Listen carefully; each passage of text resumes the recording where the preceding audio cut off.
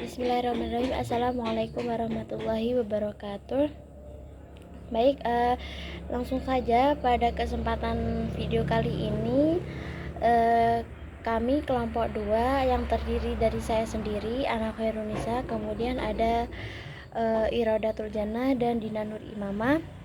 Di sini kami akan mempresentasikan materi tafkhim dan tarkik yang mana terdapat pada mata kuliah Tahsinul Qiraah yang diampu oleh Bapak Fikri Farihin APDI.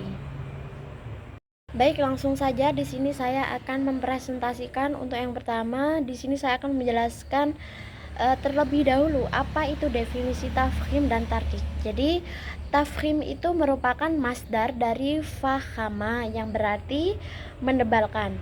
Nah, sedangkan secara istilah yang diibaratkan oleh Muhammad Shadiq Qomhawi itu seperti memasukkan minyak samin ke dalam bacaan huruf sehingga mulut itu nanti terlihat penuh saat membacanya. Nah, sedangkan yang dimaksud dengan bacaan tafhim sendiri itu adalah membunyikan huruf-huruf tertentu dengan suara dan bacaan tebal. Jadi pada pengertian ini dapat disimpulkan bahwasanya bacaan tafhim itu menebalkan huruf dengan cara mengucapkan huruf tertentu di bibir dengan menjorokkan ke depan. Jadi bacaan tafhim ini kadang-kadang disebut dengan sebagai isim maf'ul mufahhomah. Nah, sedangkan tarkik, yaitu tadi tafhim, untuk tarkiknya itu adalah lawannya. Jadi tarkik itu merupakan bentuk masdar dari rokoko yang berarti menipiskan. Nah, adapun secara istilahnya itu diibaratkan seperti terdapat pergeseran dalam suara huruf sehingga kondisi mulut itu tidak terlalu penuh saat membacanya.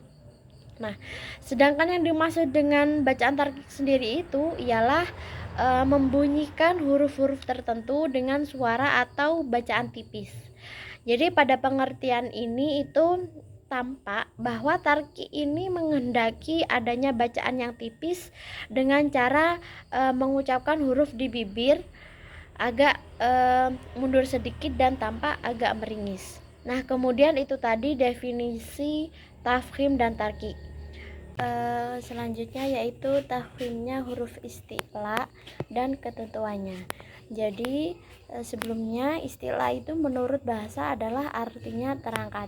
Sedangkan menurut istilah itu adalah mengangkat suara ke langit-langit atas ketika mengucapkan huruf istilah. Nah, huruf isti'la itu adalah huruf yang dibaca tebal karena sebagian besar dari pangkal lidah terangkat ke langit-langit semasa menyebutnya. Jadi semua huruf isti'la itu harus dibaca tafkhim dengan 2 tingkatan. Nah, yang pertama yaitu tingkatan tafkhim yang kuat, yakni ketika sedang berharokat fathah atau dhammah dan ketika sukun jika sebelumnya berharokat fathah atau dhammah. Nah, kemudian huruf isti'la itu terdiri dari kho, sho, do, ghain, to, qaf, dan dho. Nah, cara mengucapkan huruf isti'la itu tidak hanya mengangkat pangkal lidah, tetapi juga mengarahkan bagaimana mengarahkan suara ke langit atas. Jadi huruf isti'la itu selalu dibaca tafhim.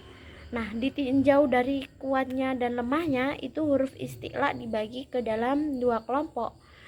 Untuk kelompok yang pertama yaitu huruf-huruf yang memiliki sifat isti'la dan itsbaq. Jadi hurufnya itu ada 4. Yang pertama ada shod, kemudian dod, kemudian to, dan zo. Nah, untuk kelompok yang kedua, huruf-huruf yang hanya memiliki sifat isti'la itu hurufnya ada 3, yaitu qaf, ghain, dan kho. Nah, jadi huruf pada kelompok pertama itu lebih kuat ketimbang pada kelompok kedua karena huruf dari kelompok pertama itu termasuk juga huruf itsbaq. Nah, sifat itsbaq itu adalah kuat atau berbeda dengan sifat infitah atau kebalikan dari itsbaq seperti sudah dijelaskan sebelumnya tadi. Nah, jadi urutan terkuat dari semua huruf tafkhim tersebut itu adalah to, dot, shot, za, kemudian Qaf, ghain, lalu kha. Nah, semua huruf tadi itu selalu dibaca tafkhim, hanya saja keadaan tafkhimnya itu tidak selalu berada dalam satu tingkatan yang sama. Jadi derajat tafkhim itu berbeda-beda tergantung pada harokat hurufnya atau harokat huruf sebelumnya. Baik, untuk selanjutnya yaitu ada tingkatan tafkhimnya huruf isti'la. Itu ada 5. Yang pertama, jika huruf isti'la berharokat fathah dan diikuti alif. Contohnya doqo, sobaro, toba. Nah, kemudian yang kedua, jika huruf isti'la dibaca fathah dan diikuti huruf selain alif. Misalnya toba, zoroba. Nah, kemudian yang ketiga yaitu jika huruf isti'la berharokat dhammah. Nah, misalnya durobu. Kemudian yang keempat, jika huruf isti'la berharokat kasroh, itu contohnya adalah it'amu, ikhraju, ya. Kemudian yang terakhir yaitu hurufnya mati. Jadi dalam keadaan sukun itu hurufnya mengikuti tingkatan harokat huruf yang jatuh sebelumnya. Nah, oleh karena itu tingkatan terakhir ini bukan derajat independen yang bisa berdiri sendiri. Contohnya yaitu ada mikmahun. Nah, seperti itu. Itu saja yang bisa saya sampaikan, kurang lebihnya saya mohon maaf. Dan untuk presentasi yang selanjutnya akan disampaikan oleh Mbak Irodatul Jannah, kepadanya dipersilakan. Baik, bismillahirrahmanirrahim. Assalamualaikum warahmatullahi wabarakatuh. Perkenalkan, nama saya Irodatul Jannah dari Prodi Pendidikan Agama Islam semester 7. Di sini saya akan melanjutkan presentasi dari Mbak Anis. Yang selanjutnya yaitu tentang tarkiknya huruf istifal dan ketentuannya. Nah, di sini istifal menurut bahasa atau yang disebut dengan al-infadu artinya merendahkan. Nah, sedang menurut istilah, istifal itu adalah al-istifalu huwala yataso'adu sautu indan nutqi biha ilal hankil a'la. Nah, secara istilah di sini adalah tidak mengangkat suara ke langit-langit atas ketika mengucapkan huruf istifal. Nah, maksudnya di sini adalah apabila huruf itu diucapkan atau disukunkan, lidah akan turun ke dasar mulut. Nah, pada setiap huruf istifal di sini selalu dibaca tipis. Itu adalah pengertian istifal menurut istilahnya. Nah, jumlah huruf yang memiliki sifat istifal adalah 22 huruf yang merupakan sisa huruf hijaiyah selain huruf isti'la. Ke-22 huruf itu dikumpulkan dalam sebuah kalimat yaitu sabata izun min yujawwidu harfahu id sallashaka'u. Nah, cara mengucapkan huruf istifal adalah dengan mengarahkan suara ke depan atau suara langsung keluar. Nah, misalnya contohnya di sini ada huruf sa. Sa. Nah, cara membunyikannya sa si su bas basa. Yang kedua yaitu huruf mim. Cara membunyikannya ma mi mu bam. Bamma. Yang ketiga yaitu huruf shin. Cara membunyikannya sha shi shu bash. Basha. Itu adalah contoh huruf-huruf istifal. Nah, yang selanjutnya yaitu tentang tafhim dan tarkik huruf ro dan ketentuannya. Nah, huruf ro dibaca tafhim atau tebal apabila berharokat fathah, fathaten, dhammah, dhammaten, dan sukun yang huruf sebelumnya berharokat fathah atau dhamma. Nah, sedangkan huruf ro yang dibaca tarkik atau dibaca tipis apabila berharokat kasroh, kasroten, dan sukun yang huruf sebelumnya berharokat kasroh. Nah, itu adalah perbedaan dari pengertian tafhim dan tarkik pada huruf ro. Nah, sebagai tambahan, selain tafhim dan tarkik, terdapat pula huruf ro yang boleh dibaca tebal atau tipis. Nah, hal ini terjadi apabila huruf ro berharokat sukun dan huruf sebelumnya itu berharokat kasroh. Sedang huruf sesudahnya adalah huruf isti'la yang berharokat kasroh. Nah, terdapat hukum ro itu ada 3 macam. Yang pertama, hukum ro tafhim atau tebal. Nah, ro yang dibaca tafhim di sini ada pada 8 keadaan, yaitu pertama, huruf ro yang berharokat fathah. Contohnya, rogidan, marodon, robbana. Itu adalah contoh dari huruf ro yang berharokat fathah. Nah, yang kedua yaitu huruf ro sukun yang sebelumnya huruf berharokat fathah. Contohnya, arba'ina. Nah, ro-nya sukun, sebelum ro sukun itu terdapat huruf yang berharokat fathah. Nah, yang kedua yaitu Maryamah.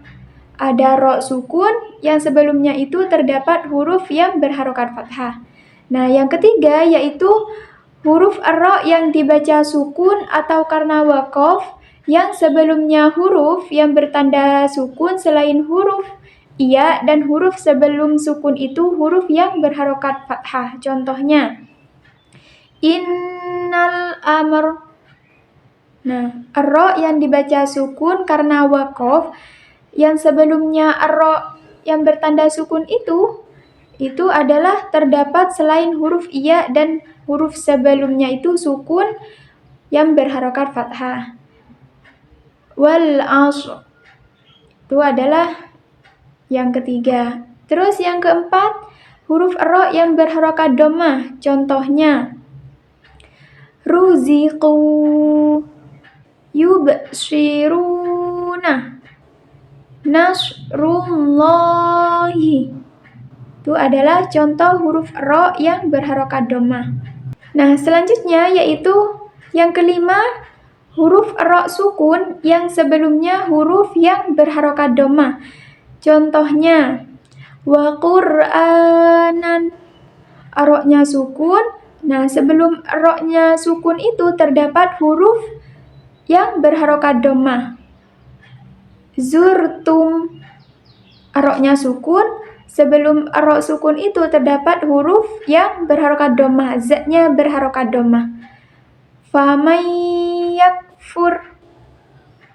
Itu adalah contoh dari huruf ro sukun yang sebelumnya huruf yang berharokat dhammah.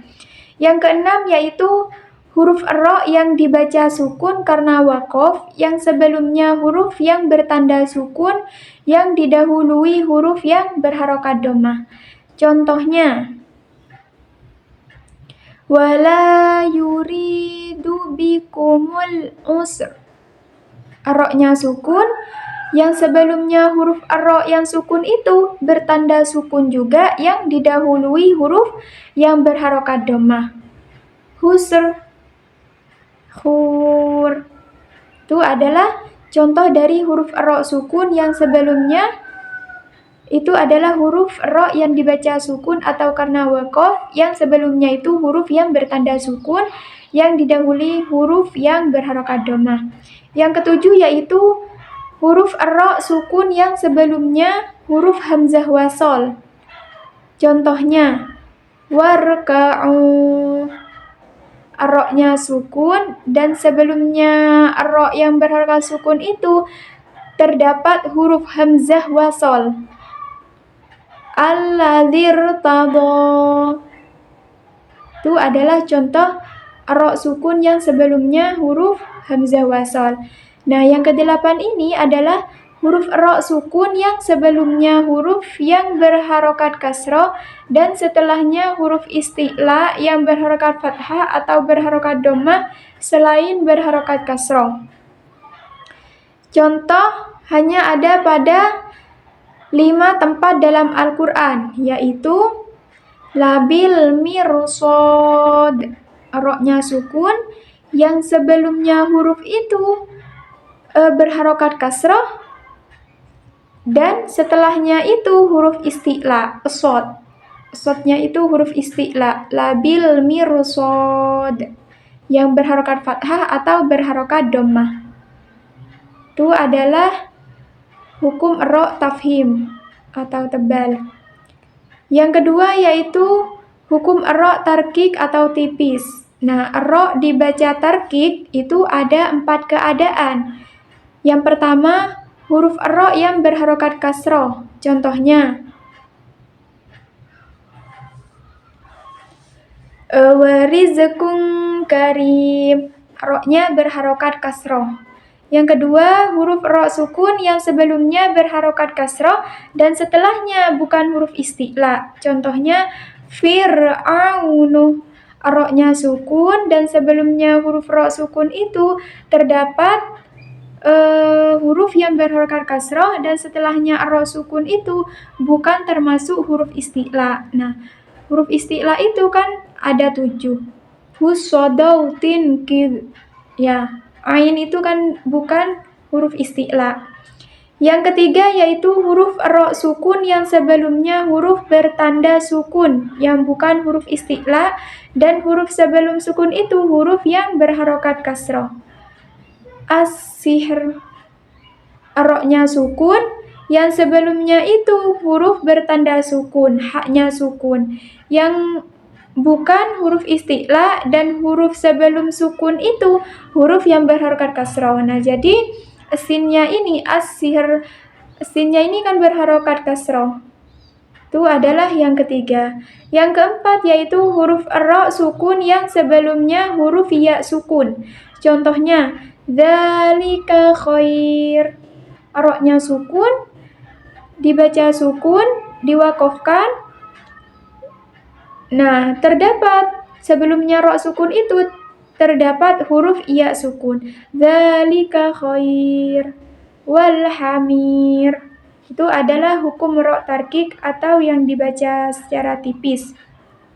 Yang ketiga yaitu hukum ro yang boleh dibaca tafhim atau tarkik. Nah, ro sukun yang ada di tengah kata setelah huruf yang berharokat kasroh asli dan setelahnya itu huruf isti'la berharokat kasroh, yaitu lafaz firkun. Ini ro sukun yang ada di tengah setelah huruf ro sukun itu berharokat kasroh asli dan setelahnya huruf isti'la berharokat kasroh.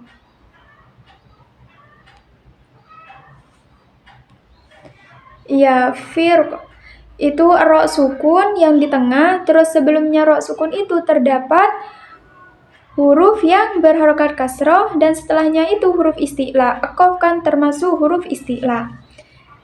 Nah, alasan mereka atau para ulama tajwid yang mentarkikkannya adalah melihat kepada kasroh sebelum huruf ro sukun tanpa melihat kepada huruf isti'la yang ada setelah huruf ro. Nah, karena huruf isti'la ini berharokat kasroh dan harokat kasroh menjadikannya pada posisi yang lemah dari derajat tafhim. Nah, oleh karena itu tarkik itu lebih sesuai dalam keadaan sedemikian. Nah, mungkin hanya itu yang dapat saya sampaikan tadi tentang tarkiknya huruf isti'la dan tarkiknya huruf istifal dan Terima kasih atas penyampaiannya. Untuk pemateri yang selanjutnya yaitu akan disampaikan oleh Mbak Dina Nur Imamah.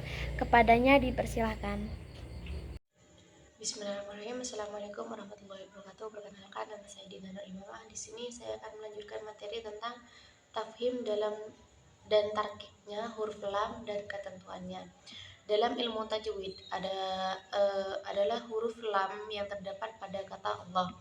Nah, membaca lam jalalah itu ada aturannya. Yang dimaksud dengan lafadz al-jalalah adalah kalimat Allah. Adapun arti dari jalalah adalah kebesaran atau keagungan. Lafadz ini banyak tertulis dalam Al-Quran.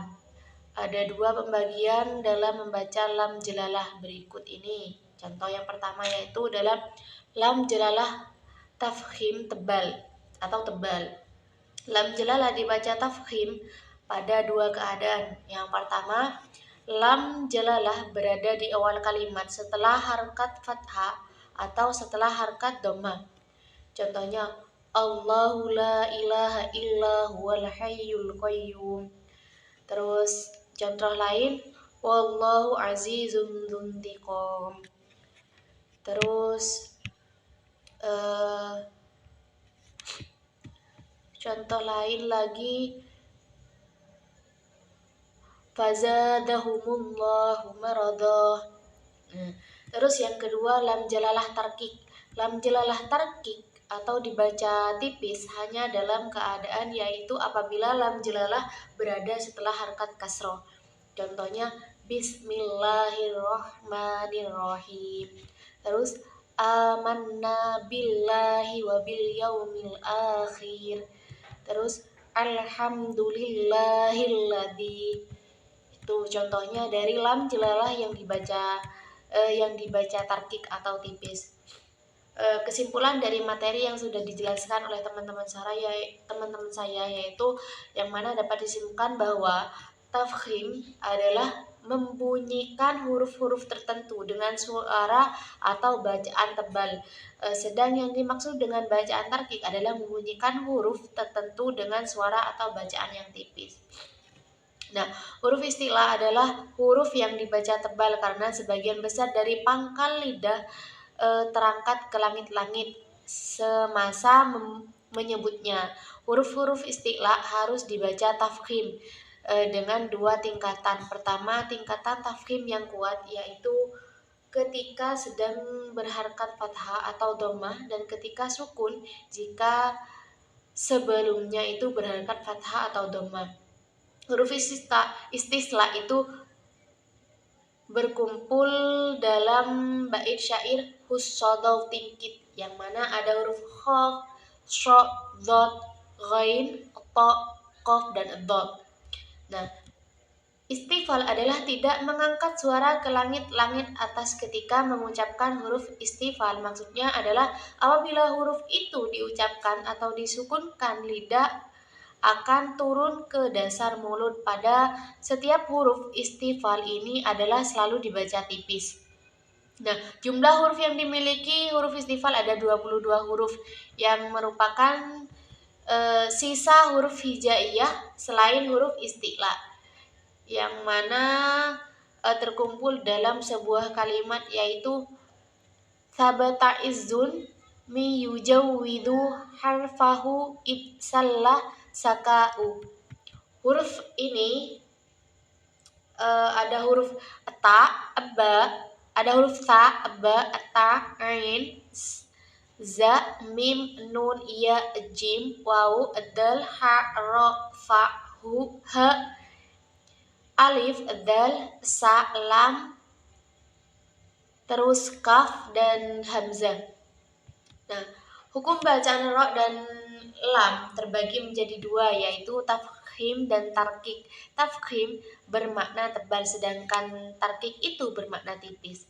Ro tafkhim ada pada 8 keadaan yaitu ro yang berharkat fathah, terus kedua ro sukun yang sebelumnya huruf berharkat fathah, yang ketiga ro sukun karena wakof yang sebelumnya itu huruf yang bertanda sukun selain huruf ya dan huruf sebelum sukun itu huruf yang berharkat fathah. Terus yang keempat ro yang berharkat dhammah, yang kelima ro sukun yang sebelumnya huruf yang berharkat dhammah. Terus yang keenam ro sukun atau karena wakof yang sebelumnya huruf yang bertanda sukun yang didahului huruf yang berharkat dhammah. Nah, ro sukun yang Yang ketujuh yaitu ro sukun yang sebelumnya huruf hamzah wasol. Terus yang kedelapan ro sukun yang sebelumnya huruf yang berharakat kasroh dan setelahnya huruf isti'la yang tidak berharakat kasroh. Terus ro dibaca tarkik pada 4 keadaan. Yang pertama ro yang berharakat kasroh, ro sukun yang sebelumnya berharakat kasroh dan setelahnya bukan huruf isti'la. Terus yang ketiga ro sukun yang sebelumnya huruf bertanda sukun yang bukan huruf isti'la, dan huruf sebelum sukun itu huruf yang berharakat kasroh. Terus yang keempat ro sukun yang sebelumnya itu huruf ya sukun. Terus sedangkan untuk lam jalalah dibaca tafkhim pada 2 keadaan. Yang pertama lam jalalah yang berada di awal kalimat setelah harkat fathah atau setelah harkat dhammah, dan yang kedua lam jalalah berada di tengah setelah huruf dhammah dibaca tebal. Mungkin itu saja yang dapat saya jelaskan, kurang lebihnya mohon maaf. Wassalamualaikum warahmatullahi wabarakatuh. Nah, itu tadi presentasi dari kelompok kami, yaitu kelompok 2, tentang materi tafkhim dan tarqiq. Mungkin dari awal sampai akhir ada penyampaian materi kita yang salah, karena kita juga masih belajar ya. Kami mohon maaf yang sebesar-besarnya, kurang lebihnya saya mohon maaf. Assalamualaikum warahmatullahi wabarakatuh.